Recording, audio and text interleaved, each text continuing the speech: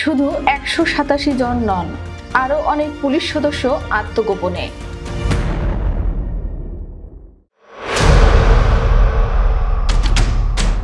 অগস্টের 5 তারিখে আওয়ামী লীগ সরকারের পতনের পর পুলিশের বিভিন্ন পর্যায়ের 187 জন সদস্য এখনও কর্মস্থলে যোগ দেননি। এ তথ্য পুলিশ সদর দপ্তরের। তবে এর বাইরেও অনেক পুলিশ সদস্য নানা কৌশলে বা কারণ দেখিয়ে কর্মস্থলে এখনও অনুপস্থিত রয়েছেন। বিগত আওয়ামী লীগ সরকারের সময়ে ক্ষমতার দাপট দেখানো সহ নানা বিতর্কের জন্ম দেওয়া পুলিশের জ্যেষ্ঠ কর্মকর্তারা এখন আর প্রকাশ্যে আসছেন না। তাদের কেউ কেউ কর্মস্থলে যোগ দিয়েই নানা কারণ দেখিয়ে ছুটি নিয়েছেন। অনেকে আবার কাজে যোগ দেওয়ার পর ছুটি না নিয়েই কর্মস্থলে উপস্থিত থাকছেন। গত 5 অগস্টের পর কর্মস্থলে যোগ না দেওয়া পুলিশ সদর দপ্তরের করা 187 জনের তালিকায় তাদের নাম নেই।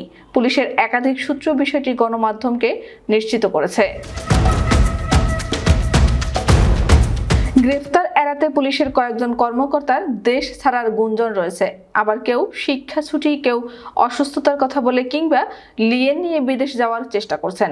অবৈধভাবে সীমান্ত অতিক্রমের চেষ্টা করছেন কেউ কেউ। পুলিশের পক্ষ থেকে আত্মগোপনে থাকা কর্মকর্তাদের বিষয়ে সুনির্দিষ্ট কোনো বক্তব্য দেওয়া হয়নি। তবে 18 সেপ্টেম্বর স্বরাষ্ট্র উপদেষ্টা লেফটেন্যান্ট জেনারেল অবসরপ্রাপ্ত মোহাম্মদ জাহাঙ্গীর আলম চৌধুরী এক অনুষ্ঠানে বলেছিলেন, যেসব পুলিশ সদস্য এখনও কাজে যোগ দেননি, লুকিয়ে আছেন, তাদের আর যোগ দিতে দেওয়া হবে না। তাদের বিরুদ্ধে ব্যবস্থা নেওয়া হবে। নিশ্চয়ই তারা কোনো অপকর্মে জড়িত, এ কারণে কাজে যোগ দিচ্ছেন না। এমন পুলিশ সদস্যের সংখ্যা নগণ্য। তাদের বিষয়ে তথ্য অনুসন্ধান করা হচ্ছে।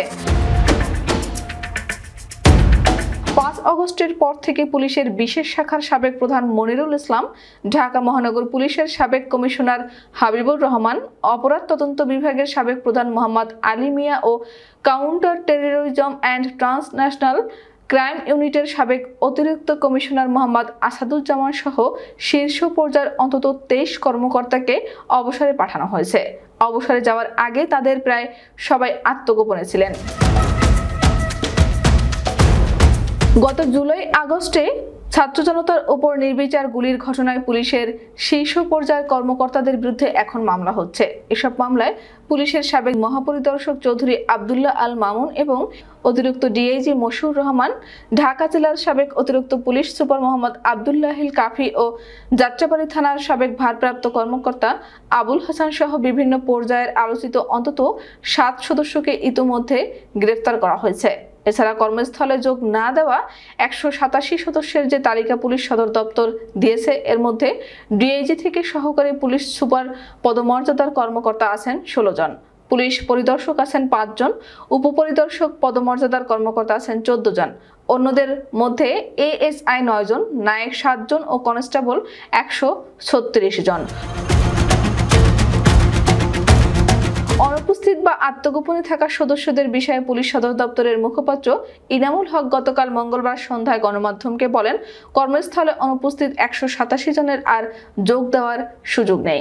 কাজে যোগ দেওয়ার পর অফিস করছেন না এমন সদস্যদের তালিকা করা হয়েছে কিনা এমন প্রশ্নে পুলিশ সদর দপ্তরের এই মুখপাত্র বলেন, এ সংক্রান্ত পূর্ণাঙ্গ তথ্য এখনো নেই।